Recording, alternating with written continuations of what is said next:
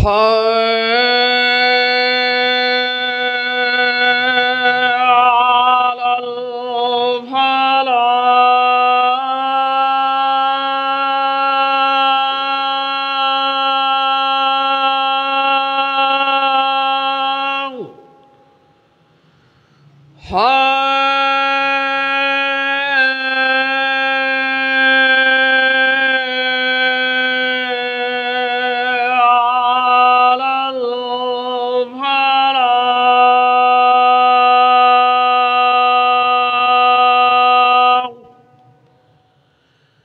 الله أكبر الله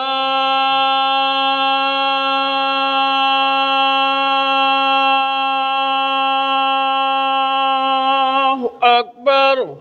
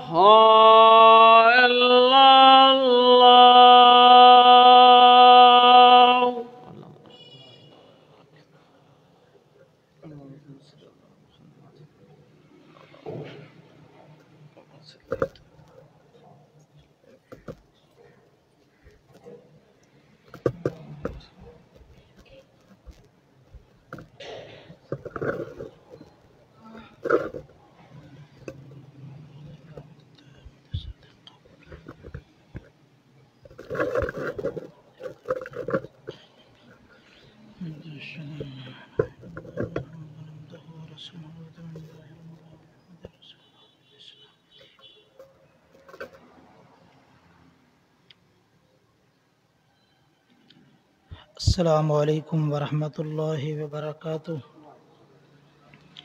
إن الحمد لله نحمده ونستعينه ونستغفره ونعوذ بالله من شرور أنفسنا ومن سيئات أعمالنا من يهده الله فلا مضل له ومن يضلل فلا هادي له.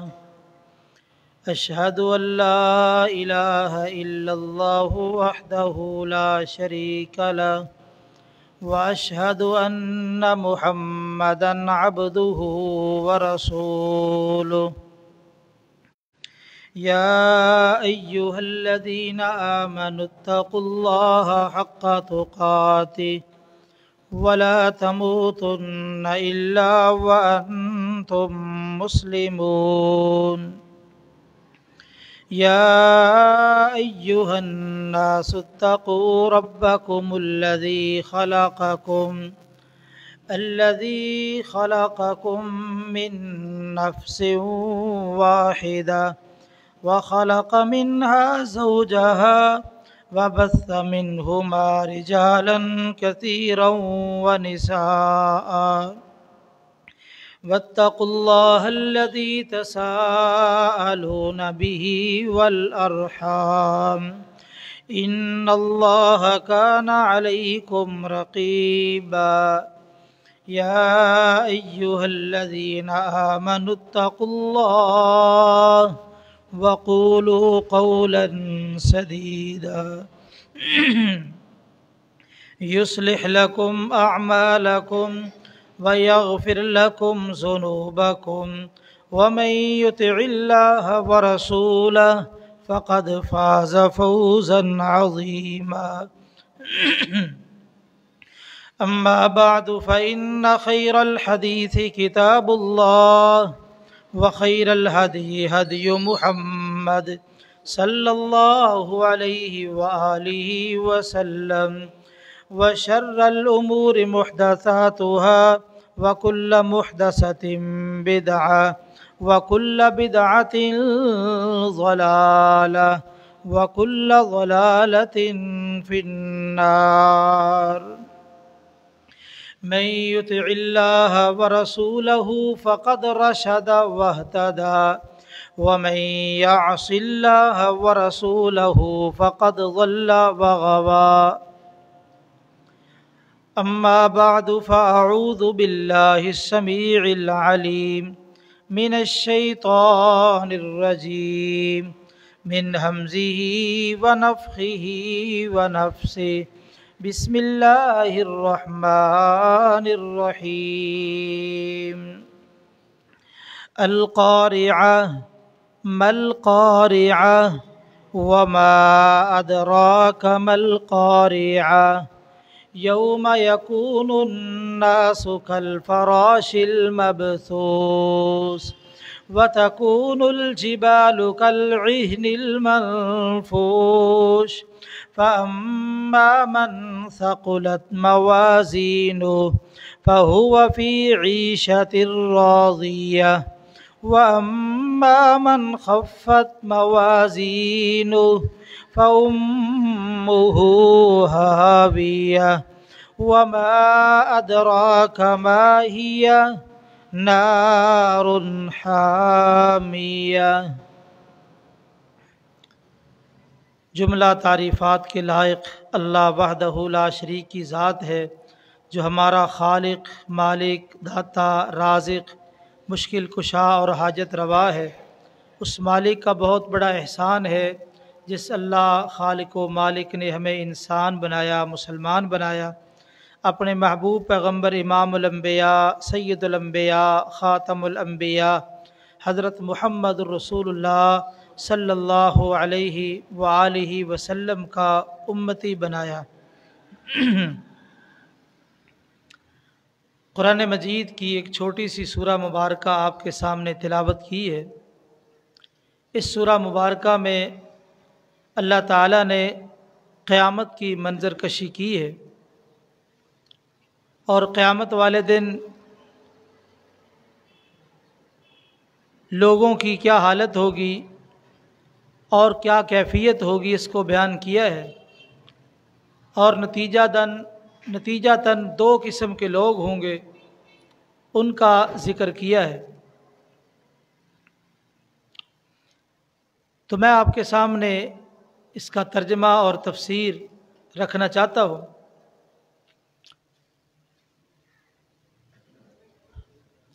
اللہ تعالیٰ نے سورہ مبارکہ کا جو آغاز کیا ہے وہ القارعہ، قارع یقرأ، اس کا معنی ہوتا ہے کھٹکانا۔ کئی ایک صورتیں ہیں جن کا آغاز قیامت کے ذکر سے کیا گیا ہے، جس طرح لا اقسم بیوم القیامہ، هل اتاک حدیث الغاشیہ، الحاقہ، تو یہاں بھی القارعہ سے آغاز کیا گیا۔ قرع یعنی کسی چیز کو کھٹکانا، اور اس کے کھٹکے کی آواز کانوں سے گزرتی ہوئی دل تک پہنچ جائے۔ القارعہ کا اگلا جملہ مل قارعہ، یہ کھٹکانے والی کیا چیز ہے؟ وما ادراک مل قارعہ، آپ کو کیا معلوم یہ کھٹکانے والی چیز کیا ہے؟ یہ جو انداز اور اسلوب اختیار کیا گیا ہے، مل قارعہ، وہ قارعہ کیا ہے، آپ کو کس نے معلوم کروایا کہ وہ کیا ہے؟ یہ استفہام ہے، اور استفہام کے کئی ایک مقاصد ہوتے ہیں۔ ایک مقصد اس چیز کی بڑائی کو بیان کرنا اور اس کی ہولناکی کو بیان کرنا۔ تو یہاں پہ چونکہ قیامت کا دن بڑا ہولناک دن ہے، قیامت کا دن اتنا شدید ترین دن ہے، قرآن مجید میں اللہ تعالیٰ فرماتے ہیں وَتَرَى النَّاسَ سُكَارَىٰ وَمَا هُمْ بِسُكَارَىٰ، آپ لوگوں کو نشے کی حالت میں دیکھیں گے حالانکہ وہ نشے کی حالت میں نہیں ہوں گے۔ اتنا شدید ترین دن قیامت کا اللہ تعالیٰ نے اس کا منظر یہاں بیان کیا ہے۔ اور یہ دن کب واقع ہوگا؟ اسرافیل جس کی ذمہ داری ہے سور میں پھونکنے کی، اس نے سور کو اپنے منہ کے ساتھ لگایا ہے اور کان اللہ کی طرف لگایا ہے، اور اس بات کے انتظار میں ہے کہ کب اس کو اللہ کی طرف سے پیغام ملے، اعلان ہو اور وہ سور کو پھونک دے، جب وہ سور کو پھونکے گا پوری کائنات دھرم برم ہو جائے گی، اور اس وقت جو منظر ہے ہوگا قرآن مجید میں کئی ایک مقام پہ اس کا ذکر آیا ہے۔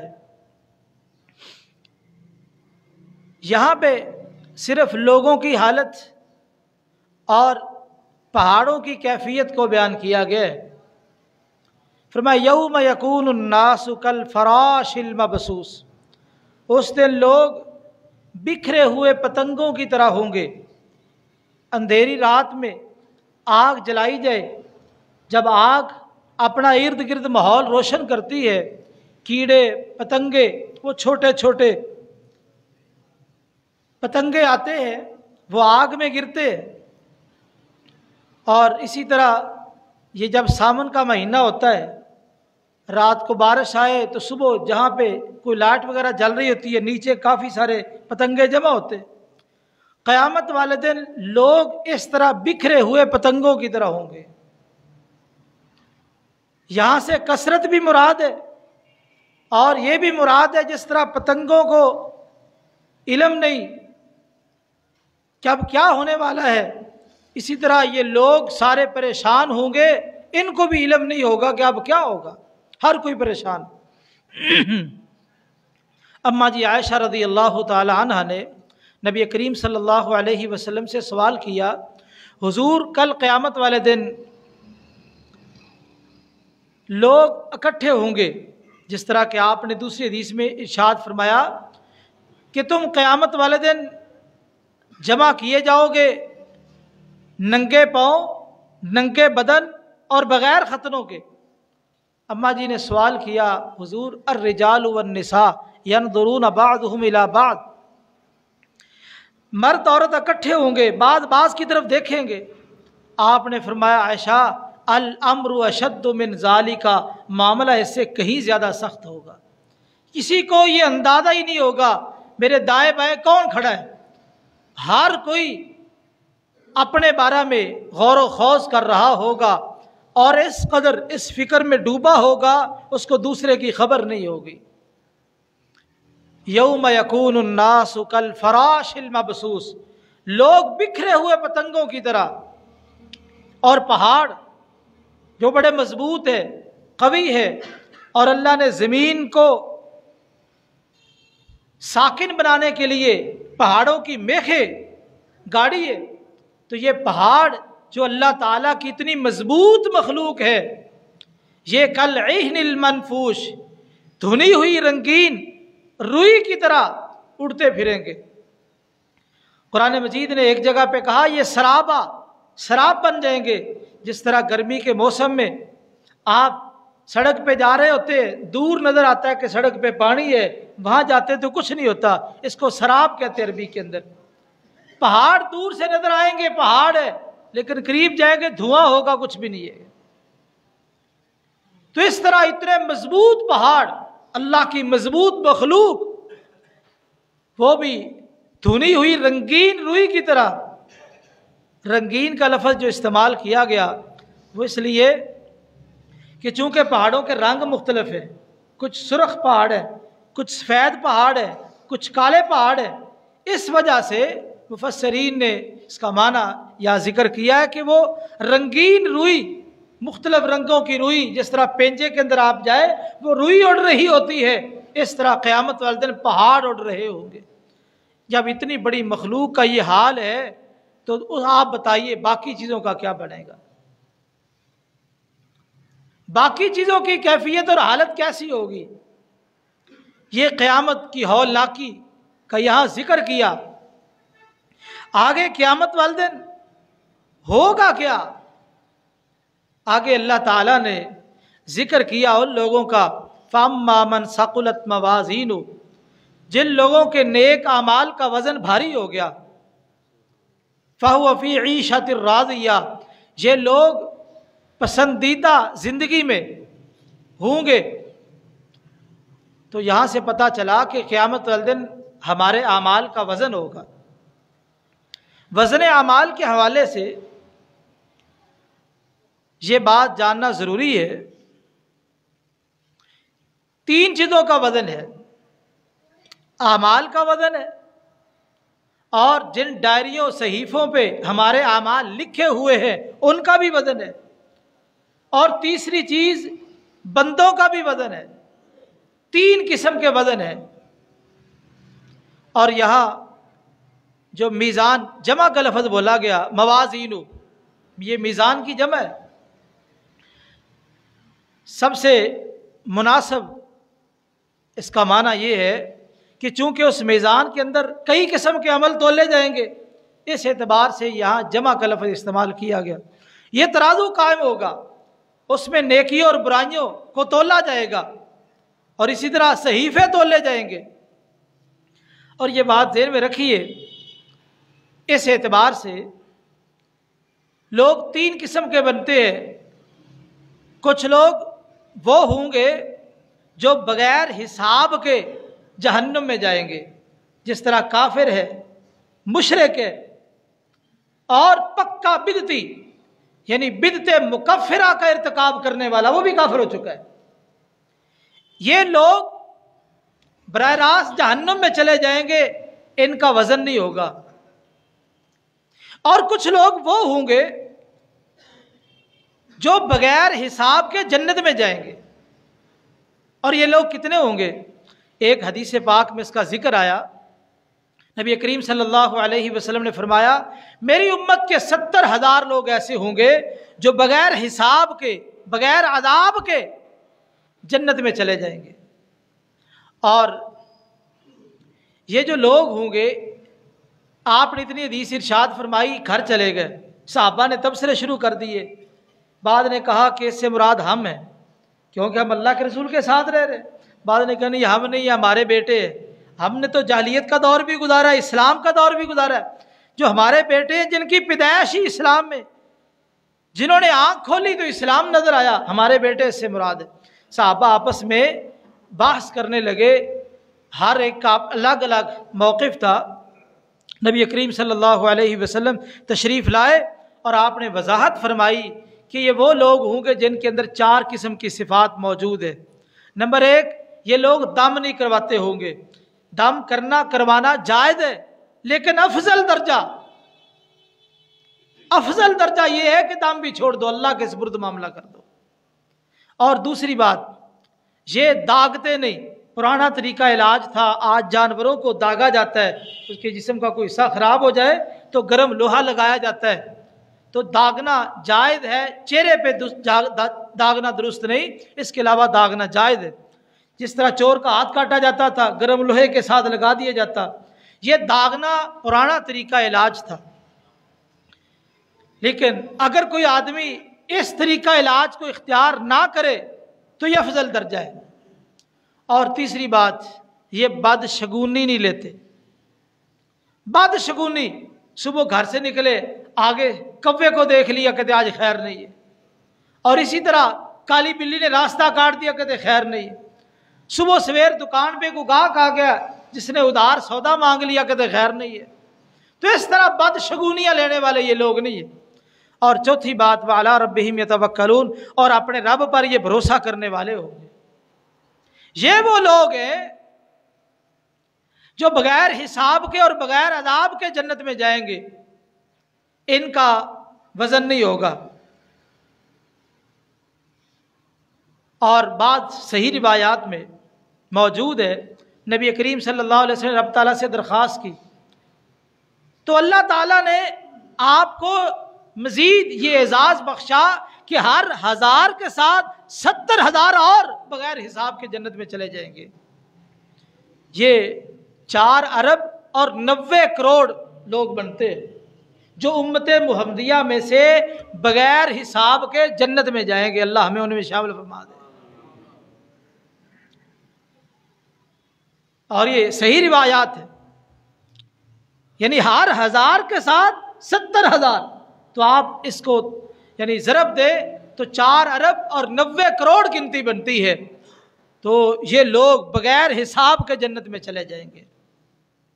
और तीसरी वो किस्म है जिन लोगों का वज़न होगा, ये वो लोग हैं जो मुसलमान थे, नेक अमल भी है और बुरे अमल भी है।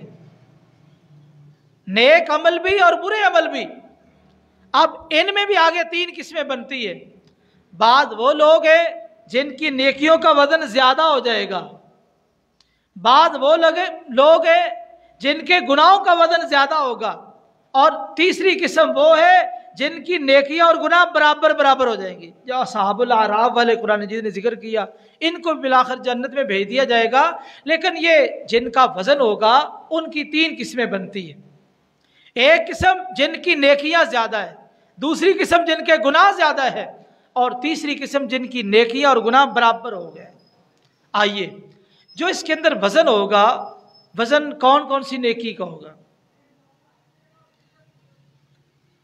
कुरान मजीद में से पीछे सूरह ज़िलज़ाल में अल्लाह ताला ने इस मसले की वज़ाहत फरमाई है, फ़मन यअमल मिस्क़ाल ज़र्रतिन खैरन यरा वमन यअमल मिस्क़ाल ज़र्रतिन शर्रन यरा।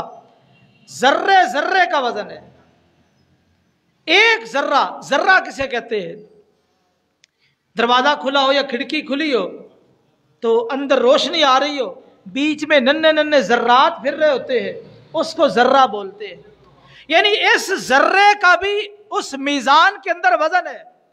आज दुनिया किस कदर तरक्की कर चुकी है, लेकिन अभी तक दुनिया के अंदर कोई आला इजाद नहीं हुआ जो इस जर्रे का वजन पेश करे। इस जर्रे का वजन करने के लिए हमारे पास कोई आला नहीं है, लेकिन अल्लाह का इल्म देखिए, अल्लाह की कुदरत देखिए, अल्लाह इस जर्रे का भी वजन करेंगे। जर्रा बराबर किसी ने नेकी की, वो अपनी नेकी को देखेगा, उसका मीज़ान के अंदर वजन है, और जर्रा बराबर गुनाह है, उसका भी वजन है। जिसका लाजमी माना यह है, किसी नेकी को हल्का ना समझो, किसी गुनाह को हल्का ना समझो, क्योंकि हर गुनाह और हर नेकी का वजन है। आइए, इस हवाले से जहमिया फिरका गुजरा है, उन्होंने रद्द कर दिया, कहते हैं कि आमाल का वजन नहीं है, आमाल का वजन नहीं। क्यों? इसलिए कि अमल पेश आने वाली कैफियत है, अर्ज इसको कहते हैं। जो चीज़ पेश आई ख़त्म होगी। मसलन आप नमाज पढ़ते, रुक्याम किया, रुकू किया, सजदा किया, अब नमाज ख़त्म, ये कैफियत ख़त्म होगी। कहते हैं ये जो ख़ास कैफियत है, ये एक पेश आने वाली चीज़ है, इसका वजन नहीं है। और इसी तरह बाकी अमाल है, उनका कोई वजन नहीं है, क्योंकि इनका वजूद नहीं है। वजन उसका होता है जिसका वजूद हो। जदीद साइंसी दुनिया ने यह मसला साबित किया कि जिस चीज़ का वजूद हमें नज़र नहीं आ रहा, वजन उसका भी हो सकता है। हमारी आंखों से ओझल है। मसलन हर दरवाजे पे बिजली का मीटर, गैस का मीटर लगा है, अब इनका वजूद है लेकिन हमें नज़र नहीं आता, हमारी आंखों से ओझल है। तो क्या ख्याल है, महीने के बाद बिल आता है कि नहीं? बिजली के इतने यूनिट, गैस के इतने यूनिट, बिल आ रहा है। और टायरों में आप ट्यूब में हवा भरते हैं, बताते हैं कि इतने पाउंड हवा है, तो ये हवा का भी वजन है। जो हमारी आंखों से ओझल, उसका वजूद है अल्लाह के इल्म में। तो जदीद साइंसी दुनिया ने यह साबित कर दिया, जो कुरान और हदीस का मसला था वो बिल्कुल मुसल्लम मसला है, वाज़ेह मसला है। इनका आमाल का वज़न होगा।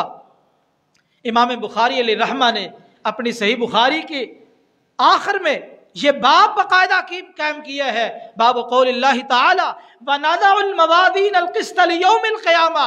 अल्लाह ताला फरमाते हैं हम क़यामत वाले दिन इंसाफ का तराजू कायम करेंगे। व अन्ना आमाल बनी आदम यूज़न, बनु आदम के आमाल तोले जाएंगे। व क़ौलहुम, और उनके कौल, जुमले, जुबानों से निकलने वाली बातें भी तोली जाएंगी। और आगे जो हदीस जिक्र की, सुब्हानल्लाहि व बिहम्दिही सुब्हानल्लाहिल अज़ीम, ये हदीस जिक्र की। और इससे पहले रसूलुल्लाह सल्लल्लाहु अलैहि वसल्लम ने इरशाद फरमाया, कलिमतानी, 2 कलमे, हबीबतान इलर रहमान, रहमान को बड़े महबूब है, खफीफतान अलल लिसान, जुबान पे बड़े हल्के हैं, सकीलतान फिल मीज़ान, मीज़ान के अंदर बड़े भारी है कलमे, लेकिन मीज़ान में बड़े भारी है, वजन होगा तो भारी होंगे। بہت ہی خوبصورت بات کی جناب ابو بکر صدیق رضی اللہ تعالی عنہ نے. کیا فرماتے ہیں؟ کہتے ہیں جن اعمال کا وزن ہوگا وہ عمل وہ ہوں گے جو کسی انسان نے حق کی پیروی کرتے ہوئے بجا لائے. یعنی کتاب و سنت کے مطابق جو عمل ہوگا اس کا وزن ہے، دوسرے عمل کا وزن ہے ہی نہیں. بہت خوبصورت بات. اس لیے ہر عمل کرتے وقت ہمیں یہ سوچنا چاہیے کیا ہمارا عمل شریعت کے مطابق ہے؟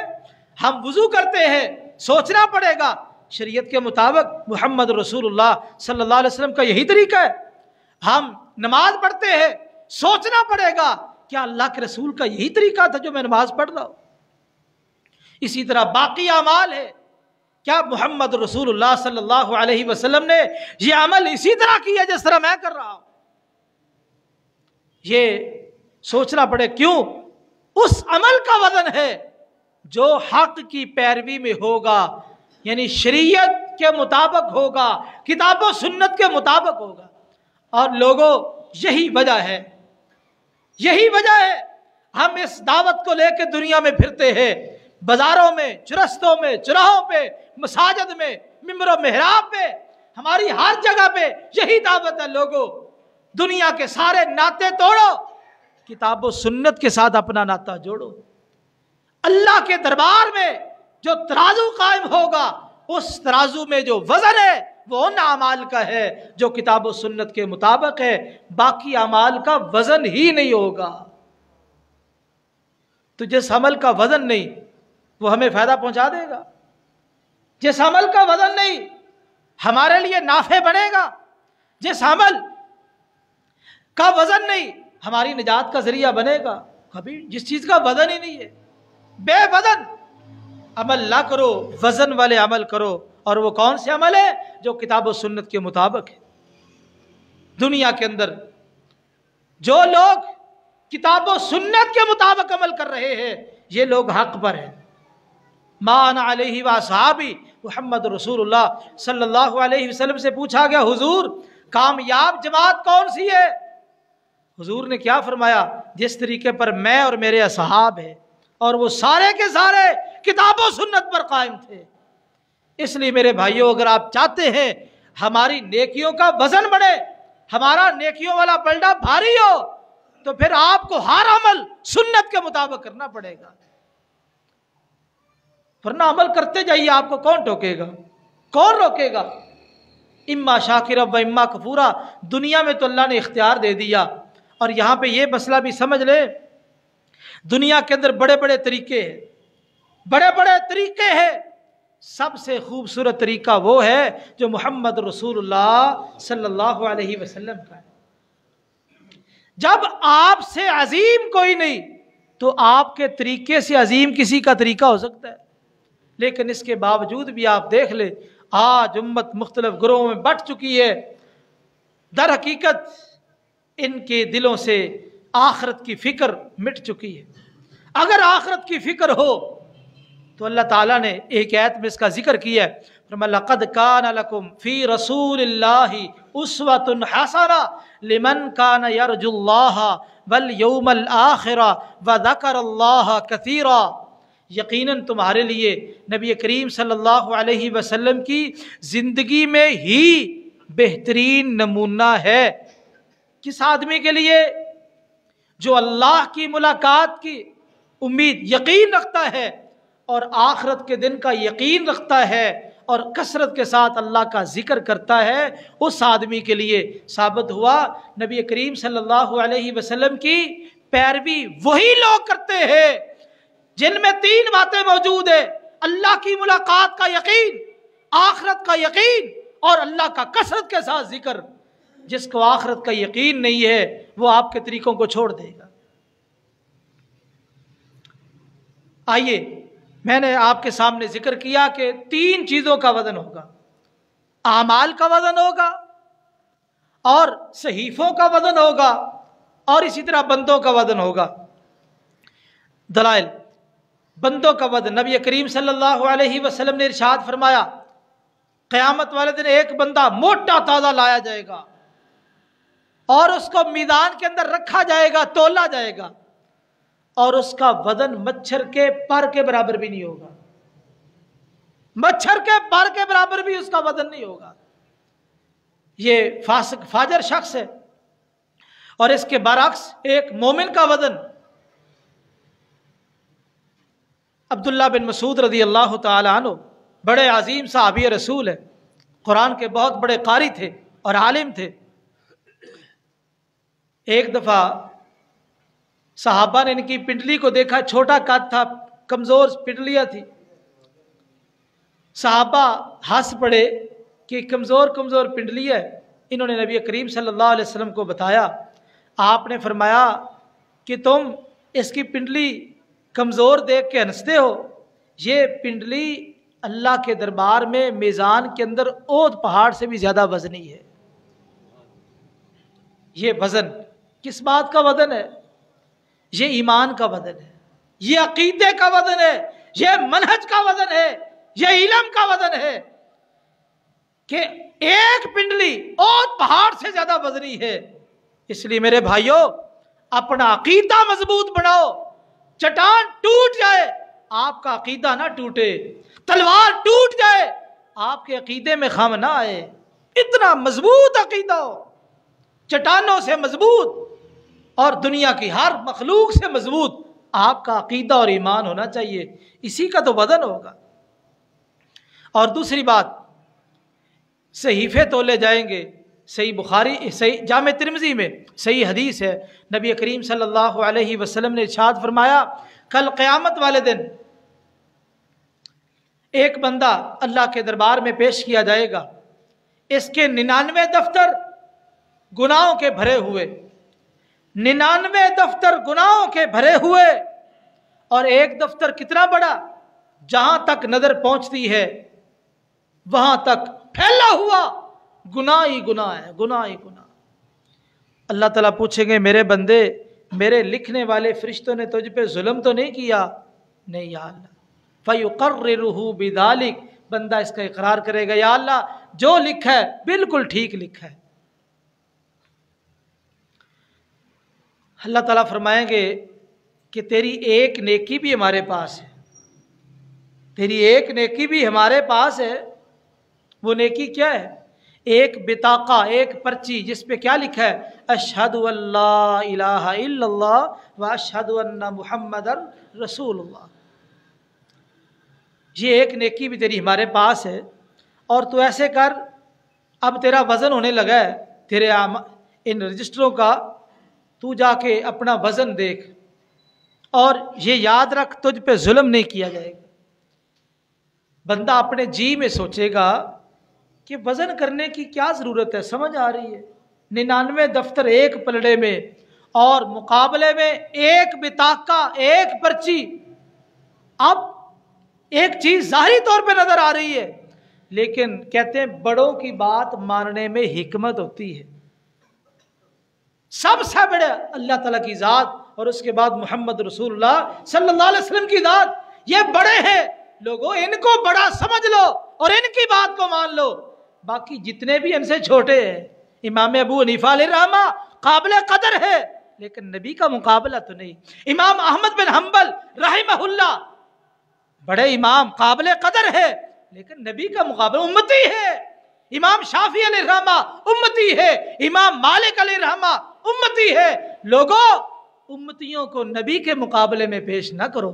آج یہی جرم ہو رہا ہے، یہ تقلید کے سلسلے ہم نے دین میں داخل کر کے اپنے دین کا بیڑا غرق کر دیا۔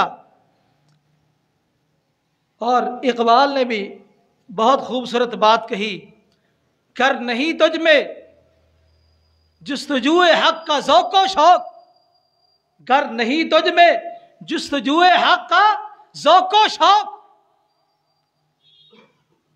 تقلید فطرہ تقلید سے جنگ و جدل پیدا نہ کر۔ اگر حق کی تحقیق نہیں کر سکتا اور تو دین کے اندر تقلید بھی پیدا نہ کر۔ تقلید کے حوالے سے علامہ اقبال کے بے شمار شعر ہیں۔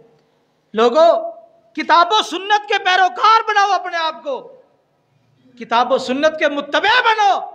یہ تقلیدی سلسلے یاد رکھی، اس کا اسلام کے ساتھ کوئی تعلق نہیں۔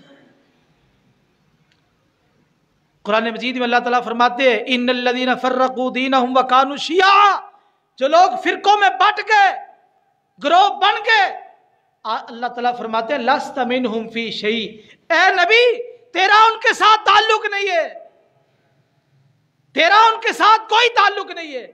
इसलिए फिरका बंदी से निकलो, उस किताब को मानो जो मासूम है, और वो किताब कुरान मजीद है, और उसकी तौज़ी और तशरीह हदीस रसूल है। इसलिए किताब और सुन्नत के पैरोकार बनो, और यही हक है, और इसकी पैरवी से ही आमाल में वजन पैदा होता है। और इखलास के साथ, यानी आप कलिमा पढ़े तो कितना फ़ायदा है। अभी इस हदीस में देखिए, जब वजन होगा 99 दफ्तरों वाला पलड़ा वो हल्का हो जाएगा, और ये पर्ची बेताका जिस पे कलिमा लिखा है ये भारी हो जाएगा। अल्लाह ताला फरमाएंगे मेरे नाम से भारी कोई चीज़ नहीं हो सकती। अल्लाह, मेरे नाम से वजनी कोई चीज़ नहीं हो सकती। अल्लाह ताला इसकी बख्शिश का सामान पैदा कर देंगे। लेकिन ये कलिमा भी पता नहीं उसने कितने इखलास से कहा। अल्लाह इखलास की तो कदर करते हैं ना। सही बुखारी में है, एक रिवायत में कि एक बंदा था, दूसरी रिवायत में कि औरत थी, कुत्ते को पानी पिलाया, पता नहीं उसके पिलाने में कितना इखलास था। औरत के बारे में ये भी आता कि फाशा औरत थी, कुत्ते को पानी पिलाया, तो मेरे रब ने उसके इखलास को देखा और उसकी मग़फ़िरत का सामान तैयार कर दिया, माफ़ कर दिया। इखलास के साथ कलिमा पढ़ो, और कलिमा पढ़ने के बाद इखलास के साथ जो भी अमल करो, अल्लाह एक एक अमल की कदर करते हैं। शर्त यह कि इखलास हो। एक बंदा रास्ते से गुजर रहा है, एक शाख रास्ते पे झुकी हुई है दरख्त की, इसने कहा ये तो गुजरने वाले को परेशान करती है, इसने उसको काट दिया। पता नहीं इसके काटने में कितना इखलास था, कितना इखलास। अल्लाह ने इस अमल की बिना पे उसको माफ कर दिया।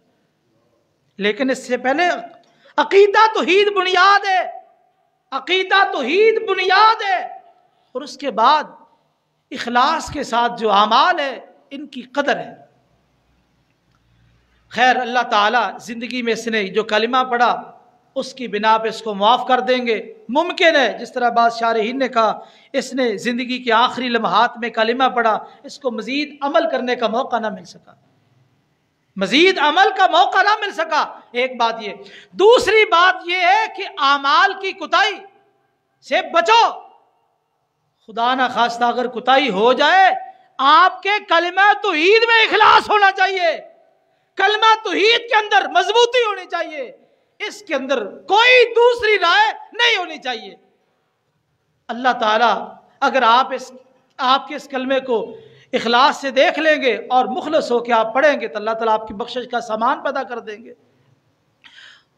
तो इस तरह इंसान के जो अमाल लिखे हुए उन सहीफ़ों को तोला जा रहा है। इसी तरह तीसरी बात, जो अमाल हम अमल करते हैं, नमाज रोज़ा, इनको भी तोला जाएगा, इनका भी वजन होगा।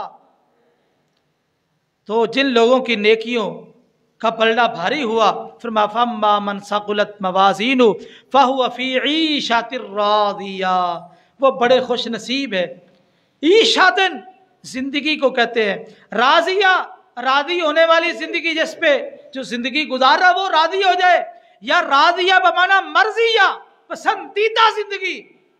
जन्नत की जिंदगी कितनी पाकीज़ा और पसंदीदा है। कुरान मजीद में कई चीज़ें मौजूद है। हदीस में ना थकावट होगी, ना परेशानी होगी, ना नज़ला ज़ुकाम होगा, ना सर दर्द होगा, ना पेट दर्द होगा, ना बलगम आएगी। बहुत ही आरामदेह और सुकून दे जन्नत की ज़िंदगी किन लोगों के लिए? जिनकी नेकियों वाला पलड़ा भारी हो गया। वअम्मा मन खफ़्फ़त मवाज़ीनु, और जिन लोगों के नेकियों वाला पलड़ा हल्का हो गया और गुनाह वाला पलड़ा भारी हो गया, फ़उम्मुहु हाविया, उसकी माँ हाविया है। का लफ्ज़ बोला, जिस तरह छोटा बच्चा परेशानी के वक़्त दौड़ के माँ की तरफ आता है, इसी तरह ये शख्स जिसकी नेकियां कम गुनाह ज़्यादा है, इसका ठिकाना भी हाविया है। हालांकि नज़र आ रहा होगा जहन्नुम इतनी गहरी है, 70,000 साल तक नीचे उसकी गहराई है, इतनी गहरी है, इसके बावजूद भी जहन्नम में फेंके जाएंगे। اور جہنم میں الٹے پھینکے جائیں گے۔ فَأُمُّهُ حَاوِيَةٌ وَمَا أَدْرَاكَ مَا هِيَ، آپ کو کیا معلوم کہ وہ حاویہ کیا ہے؟ نار حامیہ، گرم آگ ہے، گرم آگ۔ حدیث میں ہے کہ دنیا کے اندر جو تم آگ جلاتے ہو اس سے 69 درجے وہ زیادہ گرم آگ ہے۔ اللہ تعالیٰ ہمیں محفوظ فرمائے۔ اللہ تعالیٰ قیامت والے دن ہمارے نیکیوں والا جو پلڑا ہے اس کو بھاری فرما دے، اور اللہ تعالیٰ ہماری نجات کا سامان بنا دے۔ اللہ ہمارے اندر اخلاص پیدا فرما دے۔ اللہ کتاب و سنت کا پیروکار بنا دے۔ اللہ باقی ہر قسم کی تقلید اور ہر قسم کی رسم و رواج سے محفوظ فرمائے، اور اپنا بندہ بنا دے، اپنے رسول کا پیروکار بنا دے۔ اقول قولی ھذا واستغفر اللہ لی ولکم ولسائر المسلمین والمسلمات۔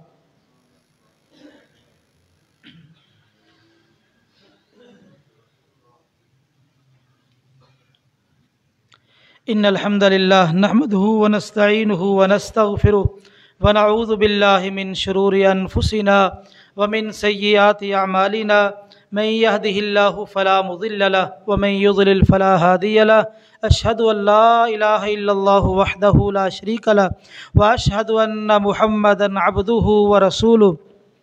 یا ایہا الذین آمنوا اتقوا اللہ حق تقاته ولا تموتن الا وانتم مسلمون۔ یا ایہا الناس اتقوا ربکم الذی خلقکم من نفس واحدہ وخلق منها زوجها وبث منهما رجالا كثيرا ونساء واتقوا الله الذي تساءلون به والأرحام إن الله كان عليكم رقيبا۔ يا أيها الذين آمنوا اتقوا الله وقولوا قولا سديدا يصلح لكم أعمالكم ويغفر لكم ذنوبكم ومن يطع الله ورسوله فقد فاز فوزا عظيما۔ أما بعد فإن خير الحديث كتاب الله وخير الهدي هدي محمد صلى الله عليه وآله وسلم وشر الأمور محدثاتها وكل محدثة بدعة وكل بدعة ضلالة وكل ضلالة في النار۔ ڈاکٹر الیاس میر محمدی ہمارے گرین ٹاؤن میں رہتے تھے، کل وہ اللہ تعالیٰ کو پیارے ہو گئے۔ عصر کے بعد ان کا جنازہ تھا۔ سارے احباب سے درخواست ہے کہ ان کی مغفرت کے لیے ضرور دعا کریں۔ اللہ تعالیٰ ان کی غلطیاں معاف فرمائے، نیکیاں قبول فرمائے، اور ان کی قبر کو جنت کا باغیچہ بنائے۔ میرا ایک شاگرد ہے، اس کا روڈ ایکسیڈنٹ ہوا ہے، ٹانگ 2 جگہ سے ٹوٹ گئی ہے، اس کے لیے بھی دعا کر، اللہ تعالیٰ اس کو شفائے کاملہ عاجلہ